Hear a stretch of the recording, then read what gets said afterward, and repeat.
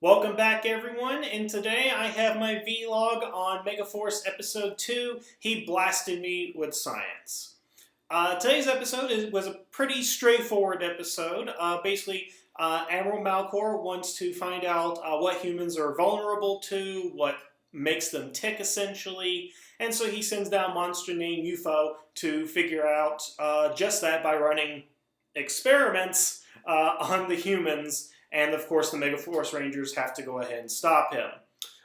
Pretty straightforward plot. The moral at the end of the episode is about teamwork, learning to work together, and so forth.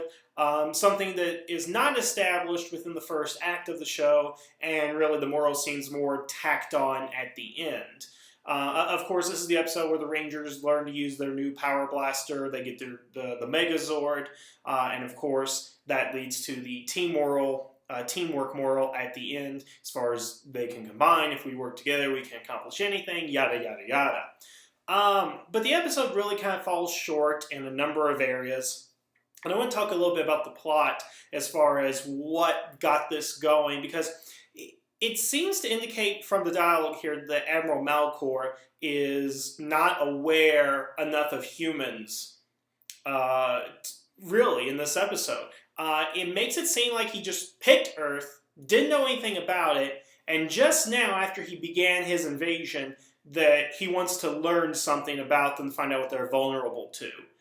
Now, typically in alien invasion stories, the aliens are already aware of what humans are susceptible to, and they will typically send an advanced scout or an agent to learn about Earth before they attack.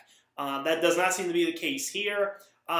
He's called Admiral, but I wonder he's an Admiral in what fleet and what army. Because it seems like he is kind of rogue here, almost like Megatron from Beast Wars.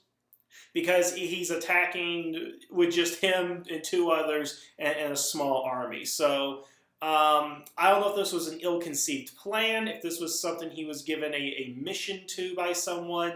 It just doesn't make a lot of sense. And we take a look at the villain, or the monster in the episode, UFO, I get it, it's not very clever. But he wants to run, and I say this again, experiments on the humans, which, when it comes to the Megaforce Rangers, it just comes about as, I'm going to shoot them and see what kills them, which is not very scientific. And by the way, the word science is used a lot in this episode, and I'll get back to that here in a minute. The word science, not actual science, mind you. So he basically captures a bunch of humans in nets, takes them to the beach, starts to begin experiments, and then the Rangers stop him, and then he runs experiments on the Rangers by shooting them.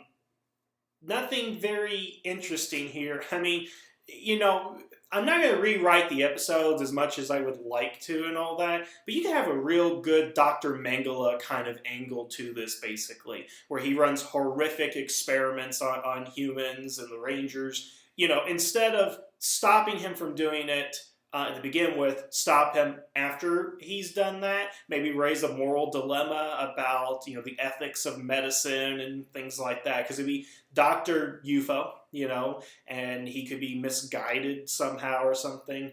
I mean, I don't know. That was just the first thing I thought of. For some reason, when he wants to run experiments on humans, Dr. Mengele was the first thing that kind of came to mind. And then, for those of you who may have read it, The Sea and Poison, which, those are all things that tie into medical experimentation on humans, which could have been a great basis for the episode, but as is, it's really just more of a showcase for the Rangers to use their weapons for the first time, not really for the first time, but use their weapons, use the blaster, use their Zords for the first time, which, even though it's a copy and paste from Ghost Sager as far as them using their Zords, I mean, it was pretty good, and I was really surprised how well the high definition looked between the American footage and the Japanese footage. So, props to that, I'll at least say.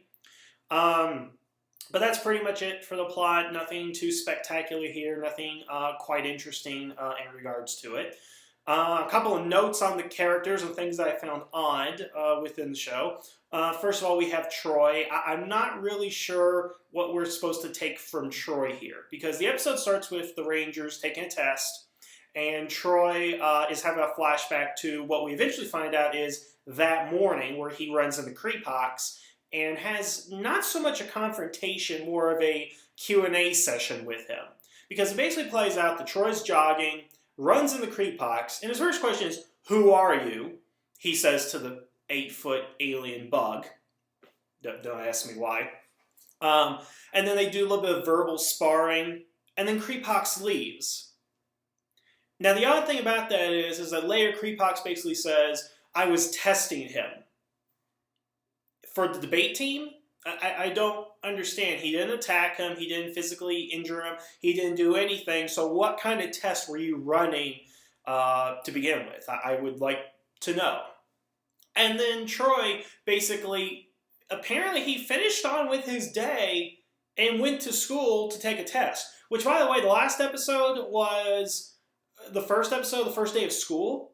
So this has to be maybe a week later or something, and they already have a pop quiz. I don't know what high school gives pop quizzes within the first or second week of class. But beside the point. So he goes back home, he goes back to school, doesn't mention this to any of the Rangers, doesn't mention it to Gosei. He keeps it all to himself, which from the first 2 episodes, it seems like he's a very introverted person. And I hope that kind of plays into his character later on, but I find it incredibly stupid of him, or irresponsible, let's say irresponsible of him, not to let anybody know about this attack, essentially. You know, let him know, hey, Creepox is in the forest. Again, he talked with me and did nothing. So, a little confused on what's going on there, what the purpose of that scene was exactly, because if it was to let us know there was an alien threat, well, we know it. And actually, let's get to the biggest complaint I have about this episode, which is about the aliens. So I love their new prologue. And the prologue basically states that Earth was a happy and peaceful place, then aliens attacked, and everything went to hell. Okay, so are you saying this was prior to 1993? Because the way the intro makes it sound is that no alien attacks have ever happened. Furthermore, Mr. Burley points out that he hopes one day science can explain things like the Loch Ness Monster and aliens. I don't get that. Here's the thing. It makes it sound like aliens have never attacked whatsoever. And by the second episode, even the aliens from last week's episode did not appear, did not show up, did not do anything, to where people know that they're aliens now. And it makes it, and here's the weird thing, is like, Jake even says, "I'll never doubt you again when you say they're UFOs," or something to that effect. Didn't Jake realize they're aliens when he became the Black Ranger? Why is he giving that line now? That should have been a line in the first episode. Even if that was in the first episode, it still makes no sense. Because remember, this is the 20th anniversary season, 20 years of Power Rangers, and yet you're completely disregarding continuity for the sake of Mr. Burley's character is what it sounds like. I don't get that. It doesn't make any sense to me. How can you have a 20th anniversary, which is a show about aliens and monsters and mutants attacking, and yet in your second episode state that nobody's ever seen aliens, that science has not proven the existence of aliens? I don't get that. That makes absolutely no sense. Did anybody proofread this before they produced it? I don't get that. I mean, okay, I see what they're trying to do with Mr. Burley. I like Mr. Burley. I really do. He is a nut. Which I think is what they're trying to go ahead and do, is they're trying to show, hey, this guy is crazy. Because look at him.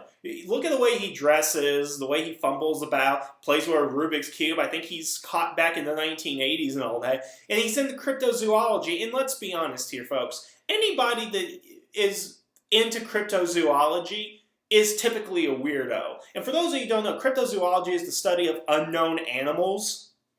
And believe it or not, giraffes and gorillas were once part of that study, because people didn't think gorillas actually existed up until, I don't know, the time Rudyard Kipling or something. I don't know. But the whole point is that cryptozoology, the way people look at it nowadays, is a bunch of crazy guys looking for Chupacabra and the Loch Ness Monster and Moke Mimbe. So I understand what they're trying to do with them, make him sound crazy and everything.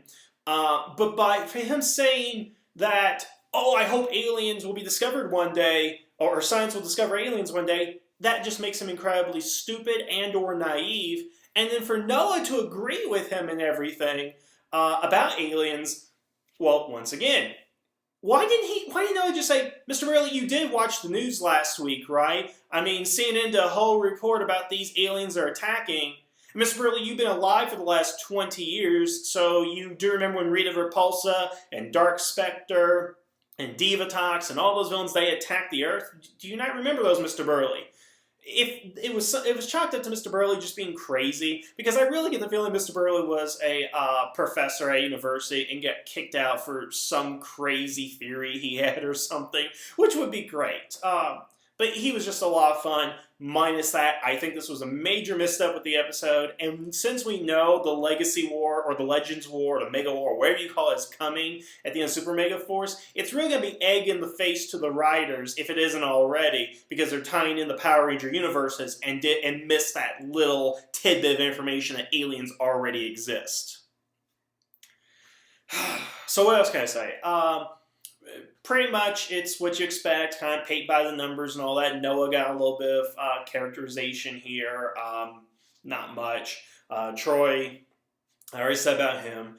Gia, completely absent from the episode for the most part. I mean, she doesn't do anything. We don't learn anything about her. And, of course, we got to have... Emma is absent from the episode. Gia, I get them mixed up. I apologize.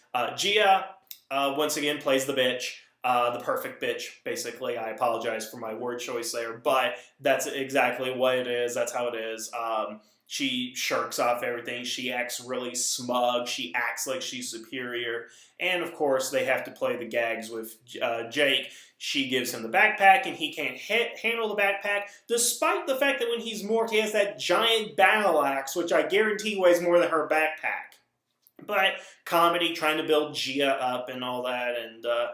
yeah, I don't like that. I don't like her in this episode. It makes me hate her even more. I assume by the third episode I will hate her more and more until I just despise her and whatever. I hate to be harsh, but I don't know. I don't know what they're thinking about this, but in any case, that's what we have. That's the episode. He blasted me with science. So, you guys tell me what you think. Did you enjoy the episode? Was it better or worse than last week? And then we'll go on from there. So, thank you guys for listening, and I will be back with the third episode of Megaforce. Bye now.